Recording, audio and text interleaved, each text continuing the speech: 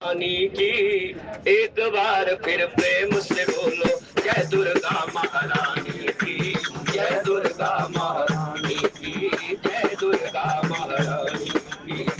बोल माई मेरी सच्चियां जोता वाली माता तेरी सदा ही जय।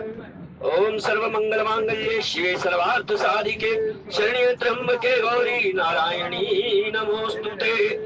ओम बोल माई मेरी सच्चियां जोता वाली माता तेरी सदा ही जय। आज माँ कात्यायनी का पर्व है, व्रत है। माँ कात्यायनी जो आज छठवां पर्व चल रहा है नवरात्रि का, और माँ कात्यायनी जो है वो देवी है जिन्हें महर्षि कात्यायन ने बड़ी कठिन तपस्या से और परमात्मा से वर मांगा कि माँ कात्यायनी, माँ पराम्बा मेरे घर के अंदर पुत्री रूप में आई। और महर्षि कात्यायन ने ऐसी कठिन तपस्या करके उस पुत्री को प्राप्त किया। उनका बड़ा ही सौम्य दर्शन है, सिंह पर सवार है और एक भुजा अभय मुद्रा में है, एक हाथ जिसमें कमल है वो आशीर्वाद के रूप में है, और एक हाथ में तलवार है और एक हाथ के अंदर उन्होंने धारण किया हुआ, कमल धारण किया हुआ है। और इस प्रकार से माँ कात्यायनी का एक सुंदर रूप है, और इसी रूप को धारण करके ब्रजमंडल की जो अधिष्ठात्री देवी है वो माँ कात्यायनी है। जब भगवान श्री कृष्ण को पति के रूप में पाने के लिए यमुना किनारे पर उन्होंने व्रत किया था, वो माँ कात्यायनी का व्रत किया था और उनसे जो है प्रार्थना की थी कि हमें जो है कृष्ण जो है पति के रूप में प्राप्त हो। ऐसी माँ कात्यायनी जो है हम प्रतिदिन उनकी जो स्तुतियां करें तो कहते हैं वो सारे मनोरथों को पूर्ण करने वाली है, आपकी सब इच्छाओं को, मनोरथों को, सबको पूर्ण करने वाली है। ऐसी माई के लिए आप एक बार सब मिलकर के जयकारा लगाएंगे। जयकारा शेरावाली पार करो मेरा बेड़ा भवानी, पार करो मेरा बेड़ा, पार करो मेरा बेड़ा भवानी, पार करो मेरा बेड़ा, पार करो मेरा बेड़ा, पार करो मेरा बेड़ा, पार करो मेरा बेड़ा भवानी, पार करो मेरा बेड़ा, पार करो मेरा बेड़ा भवानी, पार करो मेरा बेड़ा। छाया घोर अंधेरा मेरा, छाया घोर अंधेरा, पार करो मेरा बेड़ा भवानी, पार करो मेरा बेड़ा, पार करो मेरा बेड़ा भवानी, पार करो मेरा बेड़ा।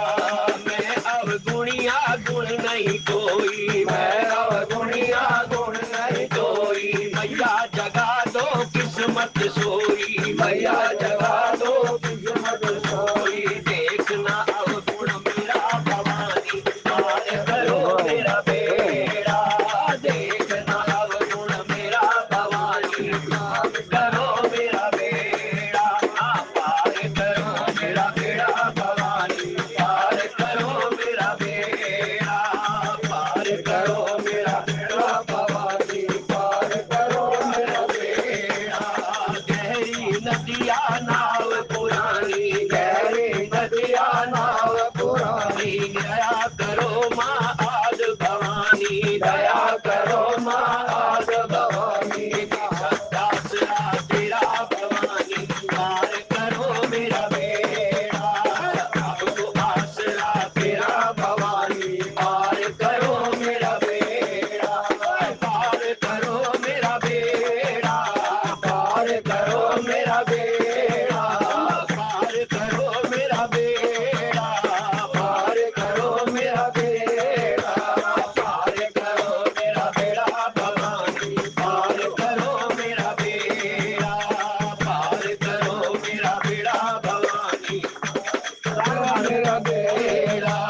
भक्तों को माँ ऐसा वर दो, भक्तों को माँ ऐसा वर दो, दया की एक नजर माँ कर दो, दया की एक नजर माँ कर दो, सबको आसरा तेरा भवानी, पार करो मेरा बेड़ा, सबको आसरा तेरा भवानी, पार करो मेरा बेड़ा,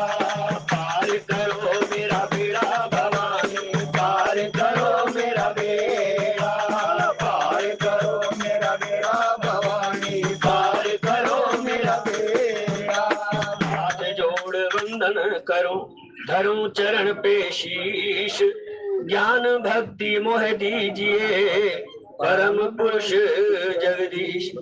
सब कुछ दीना आपने, भेंट धरूं क्या नाथ, नमस्कार की भेंट धरूं, जोड़ू मैं दोनों हाथ।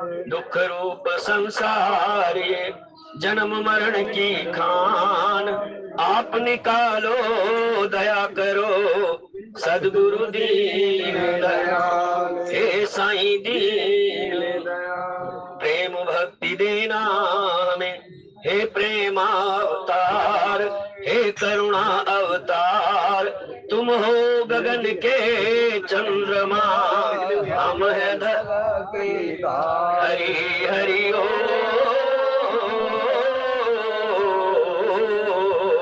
जीवन का निष्कर्ष यही है, जीवन का निष्कर्ष यही है, राम भक्ति में लग जाना। आई गए तो बैठो प्यारे, राम कथा सुनते जाना।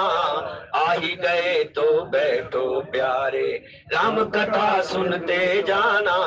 राम कथा अविरल गंगा है, राम कथा अविरल गंगा है, मज्जन फल लेते जाना। आई गए तो बैठो प्यारे, राम कथा सुनते जाना। जय जय राम कथा, जय श्री राम कथा, जय जय राम कथा, जय श्री राम कथा। जिसे श्रवण कर मिट जाती है, जिसे श्रवण कर मिट जाती है, जन्म जन्म की व्यथा। ओ जय जय राम कथा, ओ जय श्री राम कथा, जय जय राम कथा, जय श्री राम कथा। तेरा सब संशय मिट जाए, तेरा सब संशय मिट जाए, श्री पार्वती का जथा। ओ जय जय राम कथा, जय श्री राम कथा। तू भी सुनकर अमर हो जाए, तू भी सुनकर अमर हो जाए, श्री हनुमान जी यथा। ओ जय जय राम कथा, जय श्री राम कथा, जय जय राम कथा, जय श्री राम कथा। तेरा परमार्थ बन जाए, तेरा परमार्थ बन जाए, श्री नारद का यथा। ओ जय जय राम कथा, जय श्री राम कथा, जय जय राम कथा, जय श्री राम कथा।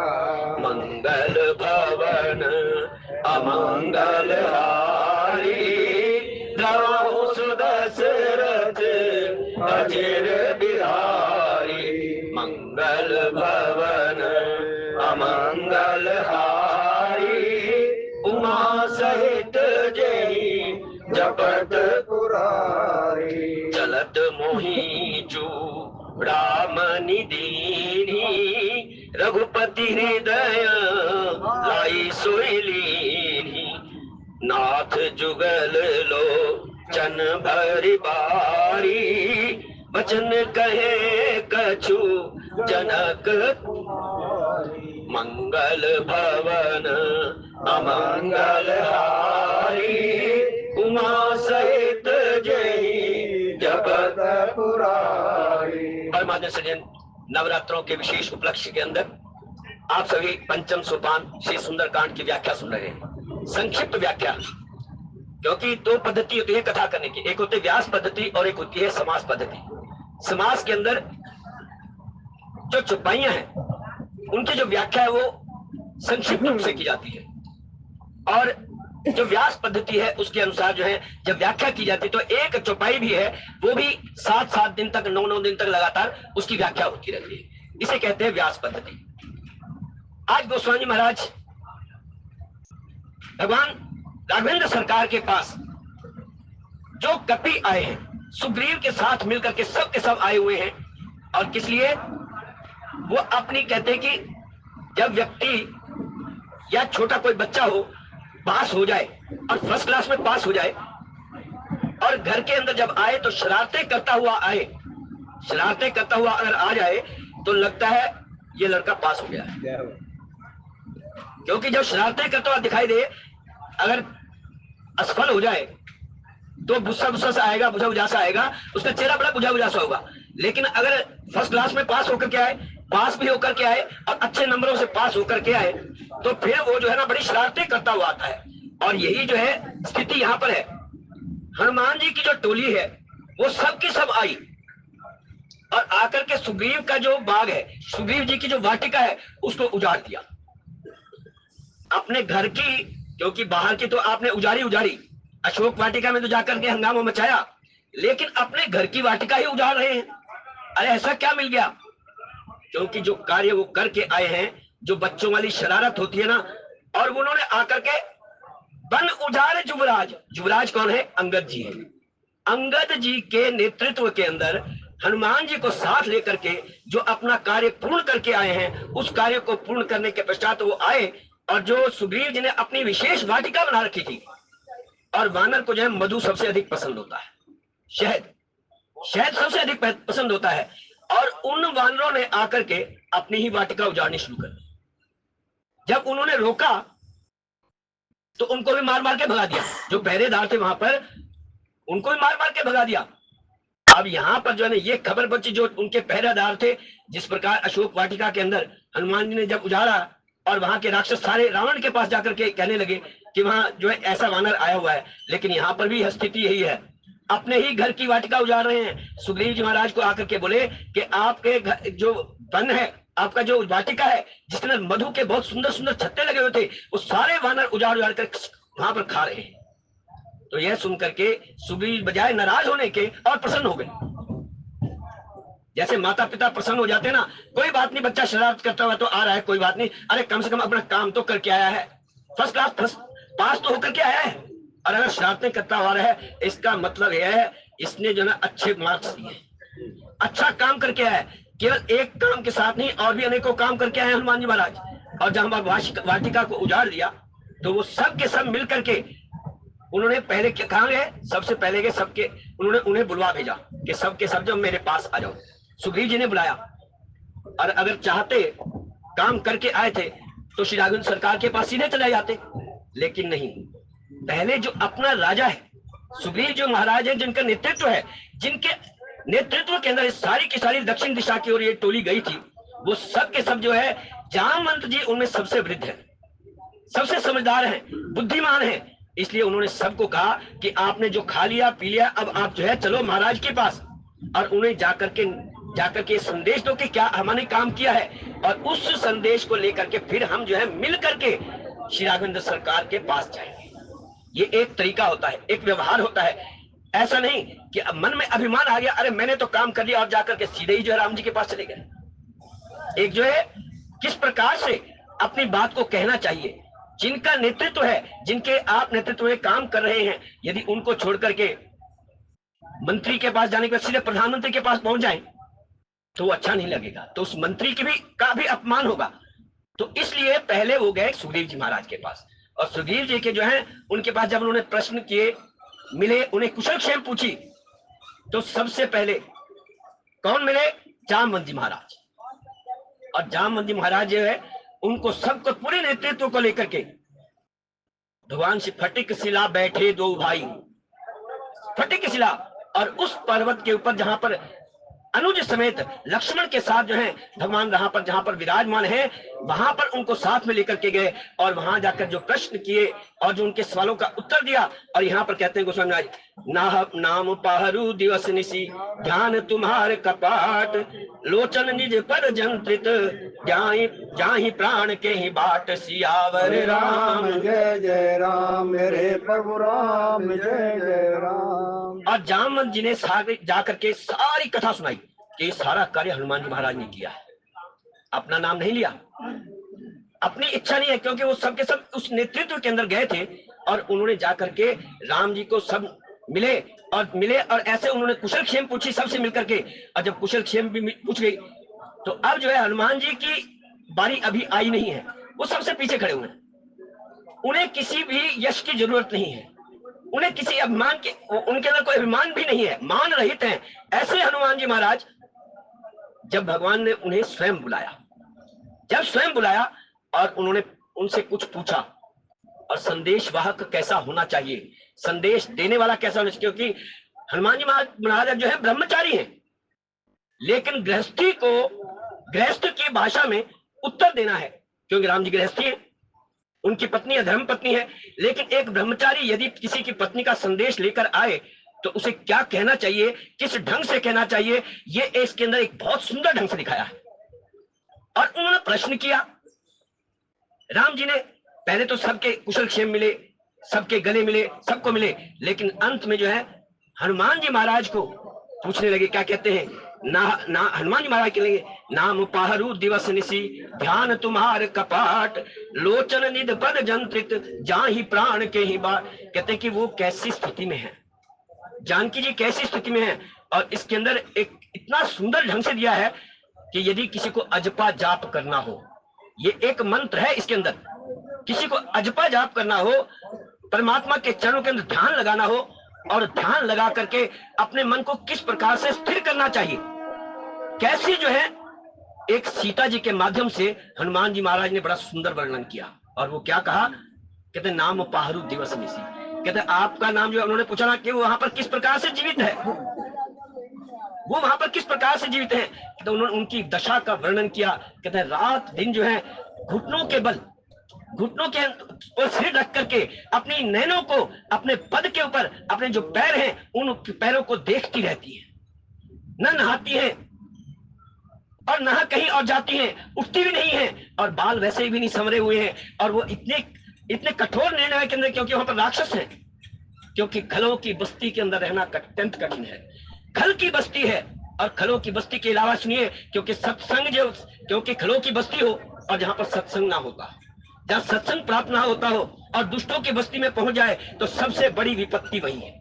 राम जी को हनुमान जी महाराज कहते हैं कि उसके ऊपर क्या विपत्ति आई है, आप सुनिए महाराज, कैसी विपत्ति है, वो कैसे कर रही है, वहां पर कैसे रह रही हैं कि अपनी जो दृष्टि है वो अपने पद पर दिए रहती हैं, और आपके नाम का जो ध्यान करती रहती हैं, हर समय ध्यान करती रहती हैं, और जीवन पर केवल एक ही नाम है, राम राम राम राम। ऐसी कठोर परिस्थितियों के अंदर एक जीव को किस प्रकार से रहना चाहिए, और इस संसार के व्यवहार के लिए भी एक बात कही बड़ी सुंदर, कहते 21,600 बार जो है ना अपने मुख में यदि हम राम श्वास निकालें और मैं करके बंद कर दें, मैं राम, ये जो है ना लगातार 24 घंटों के अंदर 21,600 बार जो है श्वास और प्रश्वास जो है हमारे निकलते हैं, आते हैं, जाते हैं, आते हैं, जाते हैं। कहते हैं इसको एक ध्यान बना लो। ये इसके अंदर, इस चौपाई के अंदर एक बड़ा सुंदर जप करने का एक तरीका बताया है, कैसे जप करना चाहिए।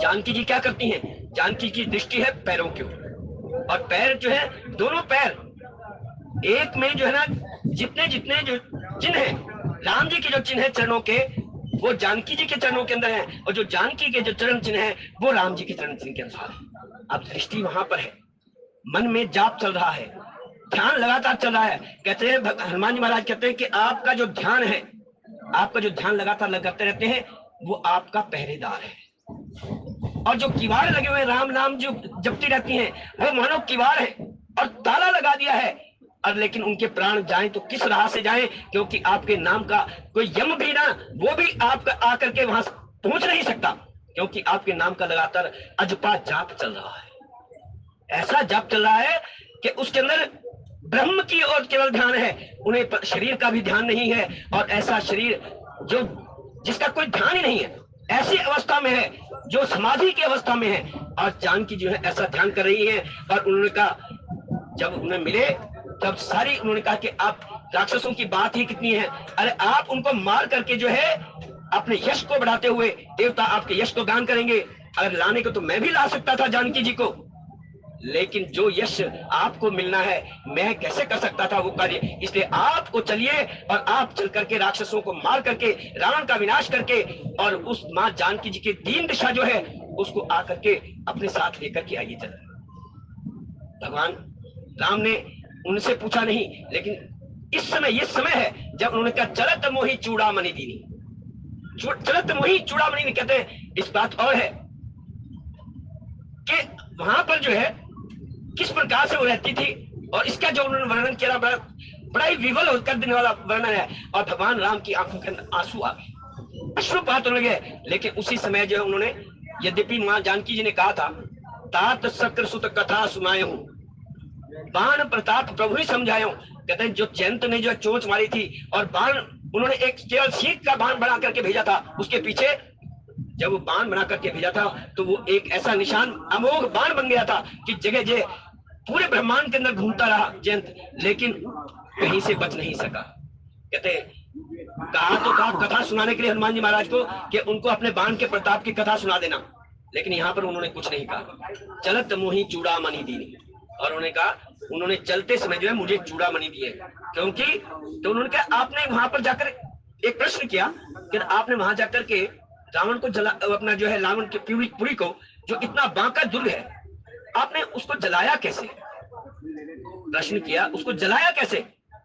कहते हैं मुद्रिका ले उस पार गई, जो आपने मुझे मुद्रिका दी वो मुद्रिका जिसके कारण से मैं उसके पार हो गया। कहते हैं मुद्रिका ले उस पार गई, चूड़ामणि ले इस पार, और रावण की लंका जली सब प्रताप तुम्हारा। क्या इसके अंदर मेरा कुछ भी नहीं है? और एक बात और कही, रावण की लंका जो है कैसे जली? जब राम जी पूछते हैं हनुमान जी महाराज से कैसे जलाई तुमने, तो कहते हैं रावण के पाप से सीता के संताप से और राम जी के प्रताप से लंका जली, इसके अंदर मेरा कोई कुछ काम नहीं है, मैंने कुछ भी नहीं किया। कहते हैं देखो, और दूसरी बात यह है कि जो वहां पर जाकर के जो लंका जलाई गई, मैं एक यंत्र था, मैं एक जिमी अमोघ रघुपति करवाना, यही भांति चले हूं हनुमाना। कहते इसमें मैं नहीं था कुछ भी, मेरा केवल मात्र इतना ही काम था कि मैंने आपकी आज्ञा के अनुसार एक निमित्त था, और आपने तो बाण भेजा था वहां पर। कौन सा बाण भेजा था?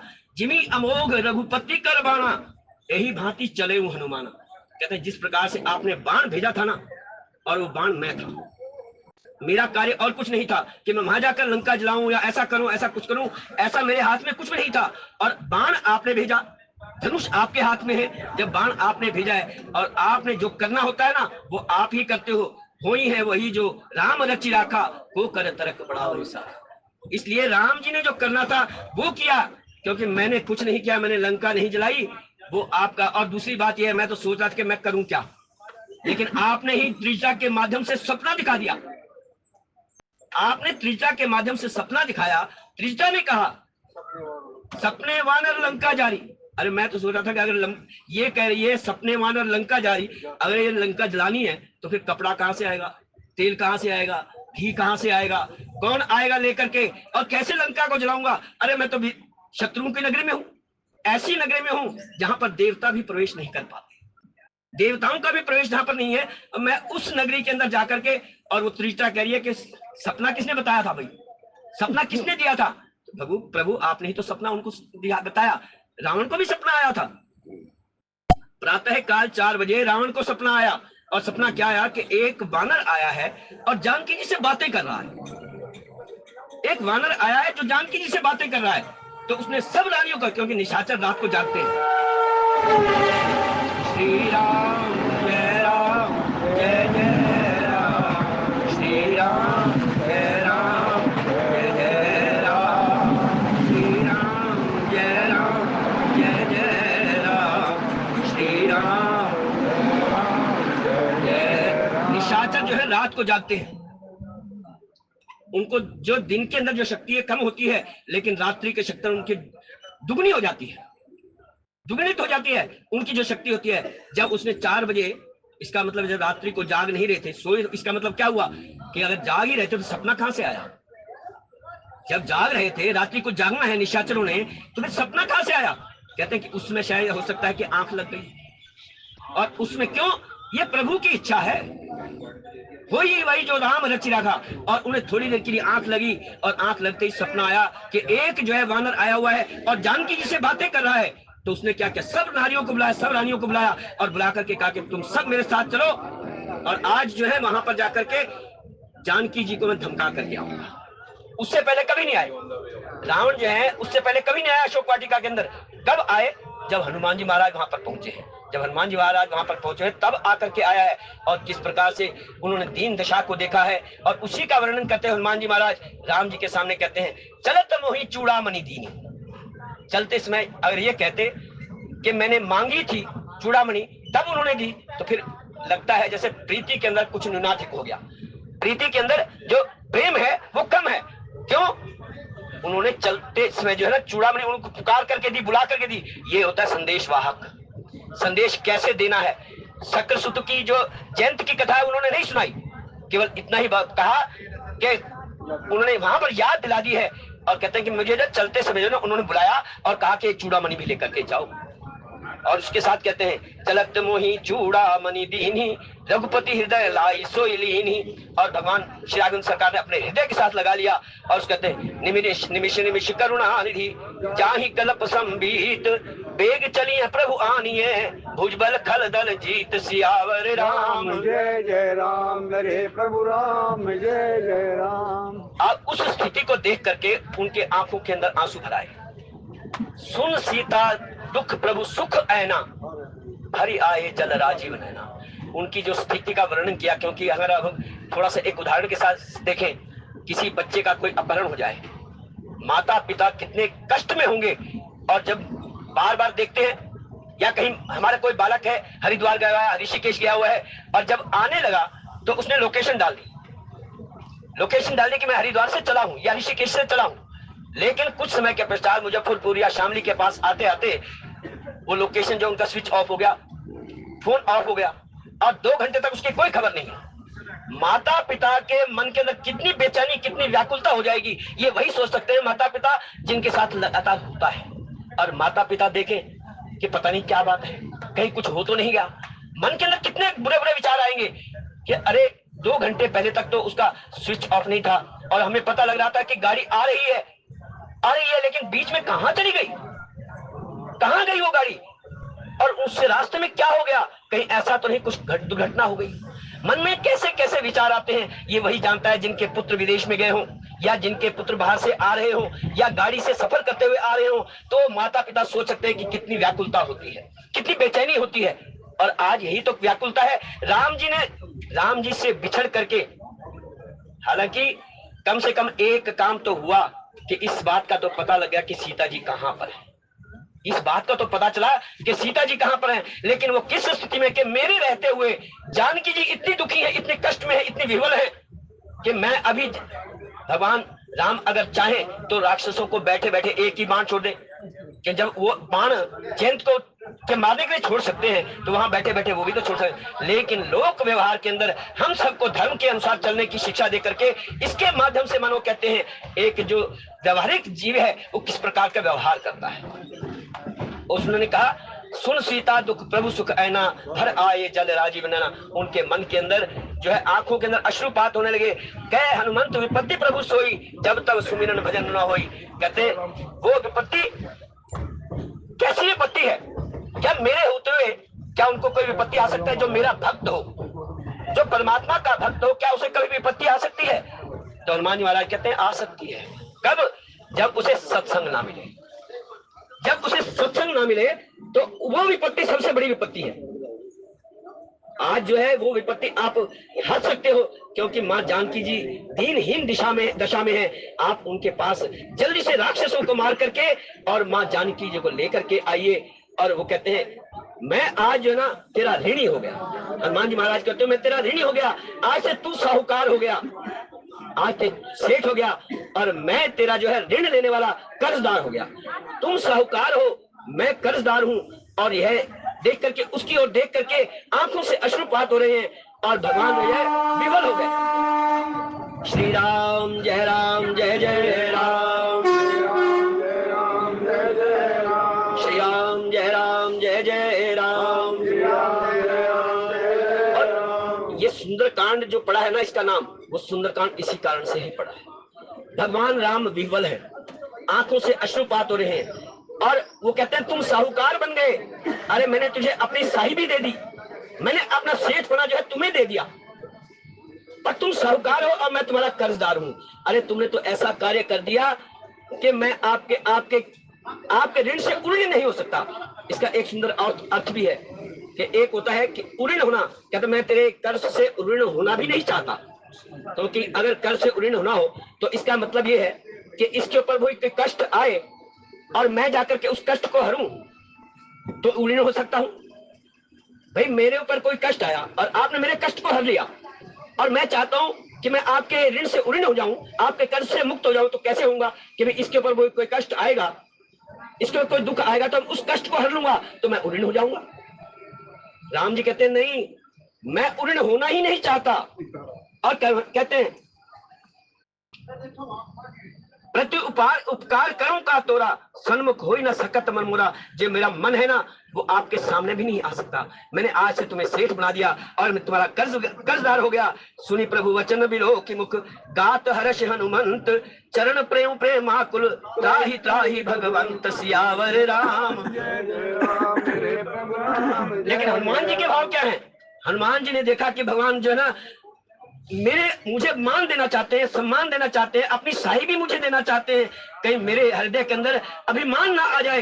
वो चरणों के अंदर गिर पड़े, और ऐसे बिल्कुल जैसे डंडा गिरता है ऐसे प्रभु के चरणों के अंदर गिर पड़े। अगर सुनी प्रभु वचन बिलो की मुख, गात हर्ष हनुमंत, उनके हृदय के अंदर जो है मन जो है, क्योंकि जो शरीर जो है पुलकायमान हो गया, रोमावली खड़ी हो गई, और वो जो है प्रभु के चरणों के अंदर गिर पड़े। और ऐसे गिरे कि बार बार कहते बार बार प्रभु चाहे उठावा, प्रेम मगन ते ही उठब न भा। वो उठाना चाहते हैं, बार बार उन्हें उठाना चाहते हैं, क्योंकि तुमने मेरा बहुत बड़ा उपकार किया है। सीता जी की खबर लेकर के आए हो, उसकी दीनहीन दशा का वर्णन किया है, आज तुमने मेरे कार्य को किया है, और बार बार जो है उनको सम्मान देते हैं कि मैंने तुम्हारा कर्जदार हो गया, मेरी पीढ़ियां जो है तुम्हारे कर्ज से मुक्त नहीं हो सकती। यह सुनकर के कहीं हनुमान जी महाराज जो है कहते मेरे मन के अंदर कोई अभिमान ना आ जाए, और वो लकुट की भांति उनके चरणों के अंदर गिर पड़े। और उसके अंदर क्या कहते हैं, चरण प्रेम प्रेमाकुल, त्राहि त्राहि भगवंत, हे प्रभु मुझे बचाओ, हे प्रभु मुझे बचाओ, त्राहि माम करके प्रभु के चरणों के अंदर गिर गए। और कहते हैं बार बार प्रभु चाहे उठावा, प्रेम मगन ते उठब न भावा। बार बार प्रभु उठाना चाहते हैं, लेकिन वो उठना ही नहीं चाहते, उठना ही नहीं चाहते। प्रभु कर पंकज कप के सीसा, सुमिर सुदशा मगन गौरीसा। अब एक बात और आ गई, भगवान शंकर मां पार्वती को कथा सुना रहे हैं, भगवान शंकर मां पार्वती को कथा सुना रहे हैं इसकी।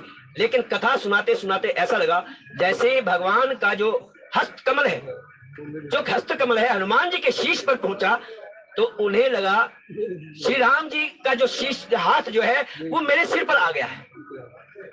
भगवान शंकर कथा सुनाते सुनाते जो है मगन हो गए, और तब तक वो भी ध्यान में चले गए।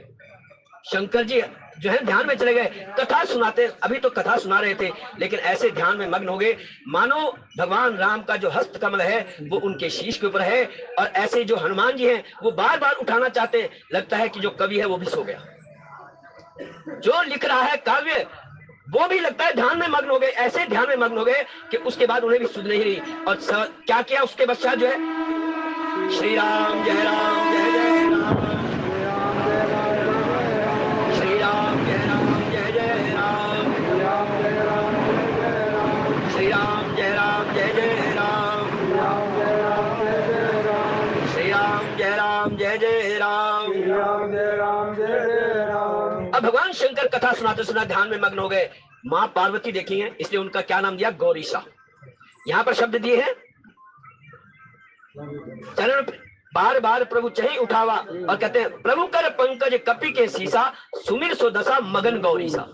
गौरीसा किस लिए शब्द दिया, सामने पत्नी बैठी है, उनको कथा सुना रहे हैं, पत्नी का ध्यान नहीं रहा, ऐसा ध्यान में मग्न हो गए कि उन्हें लगा कि भगवान राम का जो हस्त कमल है वो मेरे शीश के ऊपर है। और वो ऐसे आंसू के अंदर ध्यान में मग्न हो गए। और कहते हैं सावधान सावधान मन कर पुनि शंकर। जो वक्ता है कथा सुनाते सुनाते भावुक हो जाए, कथा सुनाते सुनाते मन के अंदर ऐसा भाव आ जाए कि मैं भी ध्यान में मग्न हो जाऊं, क्योंकि भगवान राम का जो हस्त कमल है मानो मेरे भी शीश के ऊपर है। मैं कथा सुनाते सुनाते ऐसा मस्त हो गया, ऐसा ध्यान में मग्न हो गया, मुझे ऐसा लगा भगवान श्री राम राघवेंद्र सरकार का जो हाथ है उनके ऊपर नहीं मेरे ऊपर चल रहा है। मेरे सारे पाप ताप मिट गए, मेरे ध्यान लग गया। और जब ध्यान लग गया तो जो कथा सुनने वाले हैं, जो श्रोता हैं, उनको लगा इनको वक्ता को क्या हो गया। जो कथा करने वाला है वो ही ध्यान में मग्न हो तो कथा सुनाएगा कौन। तो इसलिए उन्होंने कहा, गोस्वामी जी महाराज को लिखना पड़ा, सावधान मन कर पुनि शंकर।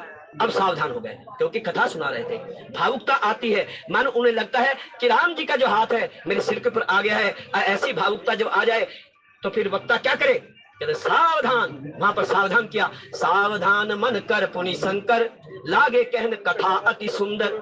ये शब्द आ गया सुंदर, सुंदर कांड का जो शब्द है ना, कहते हैं कि इन चौपाइयों के अंदर ही आपको फलश्रुति प्राप्त होगी।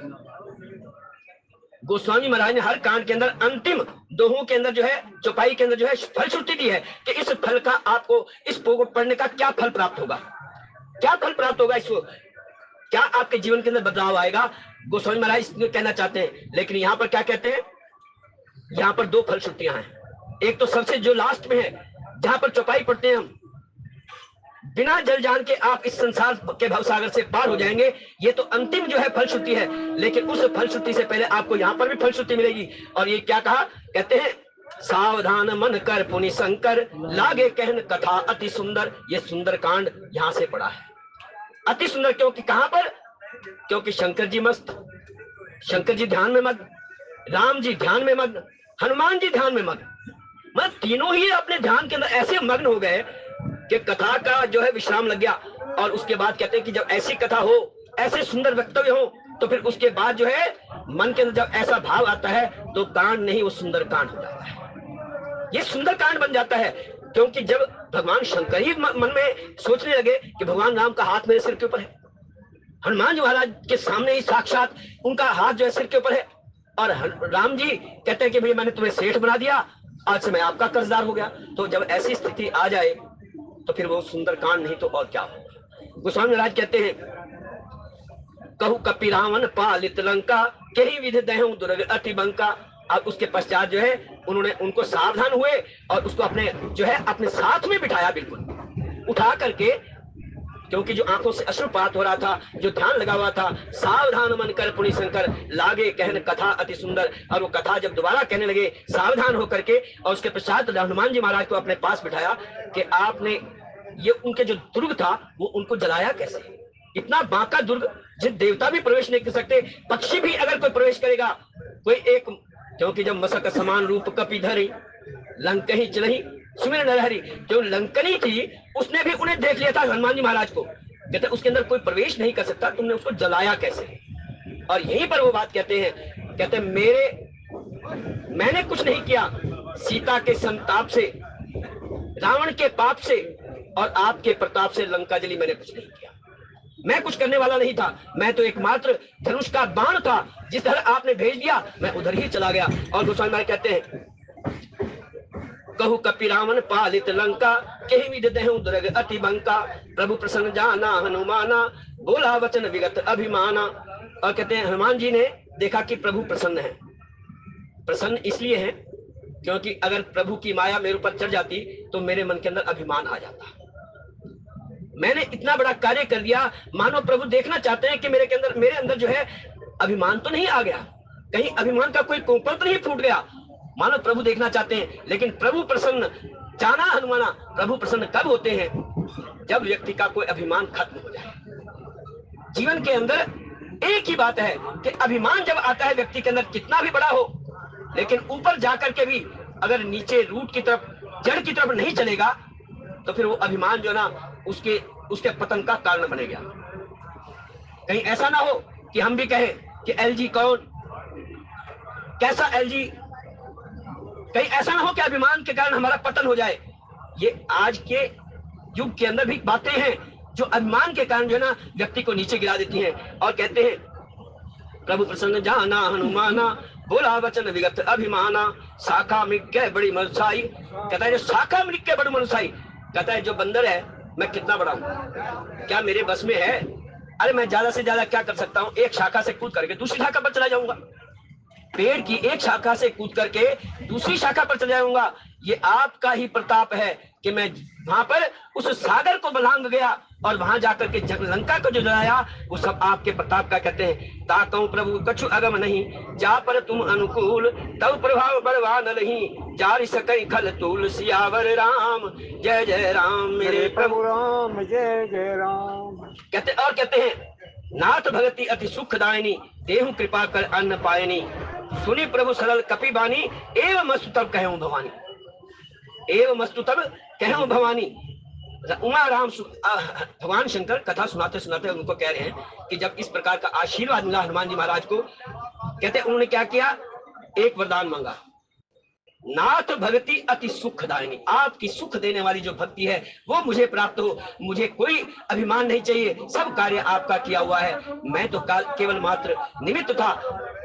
गीता के अंदर भगवान कहते हैं ना, जब अर्जुन कहता है, अर्जुन से जो कहते हैं ना कि सारे के संसार जो है ये सब सब मरे हुए हैं, ये पहले ही मृत्यु पे, आज नहीं तो कल मरेंगे, मरना इन्होंने है, ये तो पहले ही मरे हुए हैं, लेकिन इन मरों को केवल इस संसार को दिखाने के लिए आपको मैं निमित्त बना रहा हूं, तो आपने इनका वध करना है, आपने कर्म का पालन करना है। कर्मण्येवाधिकारस्ते मा फलेषु कदाचन, क्योंकि कर्म के ऊपर तेरा अधिकार है, फल के ऊपर तेरा कोई अधिकार नहीं है। मानो आज जो है हनुमान जी महाराज कहते हैं कि मैं तो बस इतना ही चाहता हूं कि आपकी जो सुखदायिनी भक्ति है, निश्चल भक्ति है, अनपायनी भक्ति है, वो मुझे प्राप्त हो। कहते हैं भगवान शंकर उस कथा को सुनाते हुए कहते हैं देव कृपा कर अनपायनी, अनपायनी का अर्थ है निश्चल भक्ति, जिसके अंदर कोई अभिमान ना हो। सुनी प्रभु सरल परम सरल कपिबानी, कहते हैं प्रभु की ऐसी सरल वाणी सुन करके एवं मस्तु तब कहे भवानी, और हे भवानी, भगवान शंकर की वो कथा सुनाते सुनाते कह रहे हैं कि उन्होंने हनुमान जी महाराज को आशीर्वाद दिया, और यही कहते हैं उमा राम सुभाव जही जाना, ताहि भजन तज भाव न आना। हे उमा, जिसने राम जी के उदार स्वभाव को जान लिया, जिसने उदार स्वरूप को जान लिया, जिन्होंने उनकी कृपा को जान लिया, कहता है यह संवाद जासु उर आवा, और यहाँ पर आपको फलश्रुति प्राप्त होगी। इस संवाद को जो हमने आपसे संवाद किया, जो आपको सुनाया और आपने जो हमसे सुना है, उसका फल क्या आपको प्राप्त होगा, यह गोस्वामी महाराज इसके अंदर कहते हैं। यह संवाद जासु उर आवा, रघुपति चरण भगत सोई पावा। हनुमान जी को भक्ति प्राप्त हुई, अनपायनी निश्चल भक्ति प्राप्त हुई। भगवान शंकर इस बात के साक्षी हैं। भगवान शंकर कहते हैं जो इस कथा को सुनेगा, जो कहेगा और जो इसका स्मरण करेगा, केवल इतना ही करना है। कहते हैं जो इसको सुनेगा उसको भी भक्ति प्राप्त होगी। कहते हैं यह संवाद जासु गुरु आवा, रघुपति चरण भगति सोई पावा, कि उस व्यक्ति को भी भक्ति प्राप्त होगी। सुनि प्रभु वचन कहे कपि वृंदा, जय जय कृपाल, जय जय जय कृपाल सुख कंदा। तब रघुपति कपिपति ही बुलावा, कहा चले कर करहूं बनावा। अब भगवान राम जो है प्रसन्न है, हनुमान जी प्रसन्न है, और अब जो है ना उन्होंने सुग्रीव को आज्ञा दी कि आप सेना को तैयार करिए, सेना को तैयार करके चलिए, ताकि अब जो है अब रावण के विनाश की तैयारी प्रारंभ हो रही है। ये यहाँ से प्रारंभ होती है। और कहते हैं अब विलंब के ही कारण कीजिए। अब विलंब का क्या कारण है, सीता जी का पता लग गया, अब तो विलंब का कोई कारण ही नहीं है, इसलिए सबको बुलाओ और उनको बुला करके कहो कि युद्ध की तैयारी करो। और यहाँ पर कहते हैं अब विलंब के ही कारण कीजिए, तुरंत कपिन कहूं आय सुदीजे। कौतुक देखी सुमन बहुवर्षी, नभते भवन चले सुर हर्षि। अब विलंब के कारण कहते उन्होंने सुग्रीव जी महाराज ने सबको एक आज्ञा दी कि जाओ और जितने जितने कपि हैं सब यहाँ पर आकर के इकट्ठे हो। और सारे जब इकट्ठे होने लगे, कहते कपिपति बेगी बुलाए, आए जूथ जूथ नाना बरन अतुल बल, बानर बालू भरूथ सियावर राम, जय जय राम मेरे प्रभु जय जय राम। और वो सब के सब जितने बानर आ रहे हैं ना, इतनी संख्या में, उनकी संख्या अगणित है, कोटि कोटि है। और जो आकर के उनके चरणों को प्रणाम करके, उनके चरण स्पर्श करके और वहां से आज्ञा ले लेकर के, ऐसी शक्ति मिली उन्हें, प्रभु का आशीर्वाद जब मिल गया तो ऐसा लगा जैसे उन्हें पंख लग गए। उन्हें ऐसा लगा जैसे पर्वतों को जैसे पंख लग गए हों, जैसे ये जितने भी वानर हैं उनको सबको जो है, और सबके सब आकाश के अंदर, धरती के अंदर, जल के अंदर, सब के सब जो है जय जयकार कर रहे हैं, भगवान राम की जय जयकार कर कहते हैं। और कहते हैं हर्ष राम तब कीन पयाना, सगुन भय सुंदर शुभ नाना, जासु सकल मंगल में कीति, तासु पयान सगुन यह नीति। प्रभु पयान जाना वै देही, फरक वाम अंग जनु कहीं देही। कहते हैं जो जैसे ही प्रयाण के लिए उन्होंने आज्ञा दी और सेना जैसे ही इकट्ठी होने लगी, तो मां जानकी के जो है शगुन होने लग गए। मां जानकी को शगुन होने लगे। कौन से शगुन होने लगे? उनकी बाईं आंख फड़कने लगी, बाएं अंग फड़कने लगे, क्योंकि उन्हें लग गया कि भगवान राम ने तैयारी कर ली है, वो आने की तैयारी कर रहे हैं। उनको शगुन होने लगे शगुन के अंदर। और रावण को जो शगुन जानकी जी को हो रहे हैं, वही अशगुन जो है वो रावण को हो रहे हैं। यानी कि उनकी दाईं आंख फड़क रही है तो उनकी बाईं आंख फड़क रही है। उन दोनों के अंदर जो शगुन होने और अशगुन है, रावण को अशगुन होने लगे और उसके साथ कहते हैं प्रभुपद पंकज ना वही शीशा, सबके सब जो वह है वो सब चरणों के अंदर शीश नवा करके आगे बढ़ गए और उसके अंदर लगा जैसे सबको जो है पंख लग गए हों और कहते हैं चिक्कर ही दिग्गज डोल मही गिरी लोल सागर घर भरे, समुद्र के अंदर खलबली मच गई। चिक्कर ही दो दिग्गज कहते हैं पहले शेष है, शेष के नीचे दिग्गज है, दिग्गज है और दिग्गज के नीचे जो है कच्छप है। आज जो है कथा लिखने जा रहे हैं कौन? शेष जी। शेष जी कथा लिखने जा रहे हैं। उनके जो दांत हैं वो सहस्त्र, जो उनके शीश हैं वो सहस्त्र हैं, एक सहस्त्र शीश हैं और आज भगवान राम के चलने की तैयारी को कथा के रूप में लिखने के लिए वो आगे बढ़ रहे हैं और कहते हैं चिक्कर ही दिग्गज डोल मही गिरी लोल सागर खर भरे, मनोहर शिखर नाद चिन्ह दुख करे, कट कट ही मर कट विकट भटरू कोटि कोटि धावहि जय राम प्रवर प्रताप कौशल नाथ गुण गण गावहि। और इस कथा को लिखने वाले कौन है? शेष जैसे इतनी वहां पर भावना आ गया तो ऐसा लगता है जैसे धरती हिलने लगे। और इस बात को देख करके जो शेष जी हैं वो बार बार मोहित हो जाते हैं, घबरा जाते हैं कि वैसे तो कहते हैं कि सब के सब जितने भी हैं वो जितने जीव हैं वो सबके सब धरती पर रहते हैं, जब धरती पर रहते हैं तो उन्हें घबराहट क्यों हो गई? इसने प्रश्न कर दिया कि शेष जी को घबराहट क्यों हो गई? कहते हैं वैसे तो सब जगह पूरी पृथ्वी पर फैले हुए हैं, लेकिन जब सारे के सारे एक जगह पर आ जाएंगे तो घबराहट होगी। मान लो कहीं पर बहुत ज्यादा भीड़ हो जाए, इतना रश हो जाए कि आदमी को वैसे ही घबराहट होने लग जाती है। जब ऐसी घबराहट होने लग जाती है तो शेष जी के ऊपर जब इतनी जितने वहां पर वानर थे, चारों दिशाओं से जितने वानर थे वो सब के सब जो है एक जगह आकर इकट्ठे हो गए तो शेष जी को घबराहट होने लगी। तो उन्होंने कहा कि इस जाने की यात्रा का मैं वर्णन लिखूंगा, कहां पर लिखूं फिर, क्योंकि मैं तो यहाँ नीचे पाताल लोक के अंदर, मुझे अगर कथा लिखनी है तो मैं कैसे लिखूं? तो उन्होंने कहा कि एक काम करो, जो कच्छप है दिग्गज के नीचे कच्छप है। कच्छप क्या है? कच्छप आधार है और कच्छप के ऊपर जैसे ही वो अपने दांत गड़ाते हैं, क्योंकि अगर पत्थर के ऊपर कोई शब्द लिखा जाए तो हजारों वर्षों तक लिखा रहेगा, पत्थर के ऊपर कोई शब्द लिखो तो हजारों वर्षों तक लिखा रहेगा।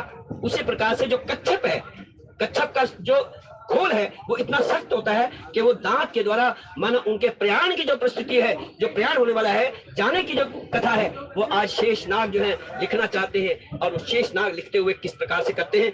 कहते हैं एही विधि जाई के पानिधि उतरे सागर तीर, जहते लागे खान फल भालू विपुल कपिवीर। और इस प्रकार से वो सेना वहां पर पहुंची है, वहां निशाचर रहे ही सशंका। अब जो है आगे की कहानी लिखते हैं।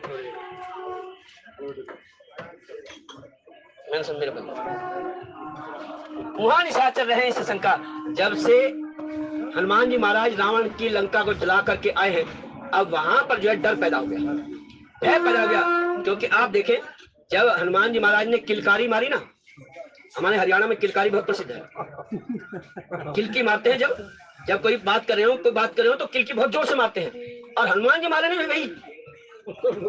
वही किलकी मारी, ऐसी किलकी मारी, ऐसी किलकारी मारी कि वहां की जो स्त्रियां थी, राक्षसियां थी, उनके जो गर्भ है वो भी गिर गए, उनके गर्भ गिर गए। क्योंकि पाप का बीज नष्ट होना ही चाहिए, पाप का बीज नष्ट होना ही चाहिए। यदि पाप का बीज रहेगा तो अनेकों पाप और भी होंगे। इसलिए वहां पर कहते हैं वहां निशाचर रहे ही सशंका। अब जो है वहां के जो राक्षस हैं वो सशंक हो गए कि अगर एक वानर आकर के, एक वानर मात्र एक बार दूत आकर के यदि पूरी लंका को जला सकता है, तो यदि वो मालिक साथ में आ गया, जो स्वामी उनका साथ में आ गया, तो फिर लंका की क्या हालत होगी, लंका क्या दृश्य होगा।